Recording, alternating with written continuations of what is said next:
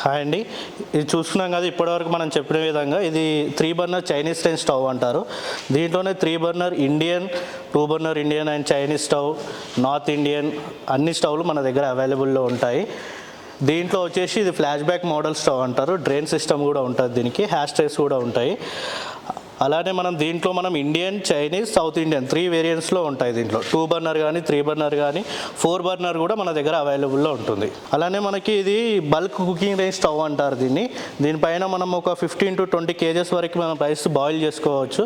అలాగే కర్రీస్ కూడా మొత్తం మనకి సాంబార్ కానీ, కర్రీస్ కానీ ఏ ఐటమ్ అయినా సరే దీనిపైన కుక్ చేసుకోవచ్చు. దీంట్లో మనకి సింగిల్ బల్క్ అంటారు, డబల్ బల్క్ అంటారు, త్రిబుల్ బల్క్ అని అంటారు. బిర్యానీకి సంబంధించి కూడా మనం చేసుకోవచ్చు. దీంట్లో మనకి ఇది వచ్చేసి ఇండియన్ రేంజ్ స్టవ్ అంటారు. ఇది కడాయి మోడల్ అంటారు. టిఫిన్ సెంటర్ ఎవరైనా పెట్టుకోవాలి అనుకుంటే ఈ స్టవ్ తోటి మనం స్టార్ట్ చేసుకోవచ్చు. టిఫిన్ సెంటర్ వాళ్ళు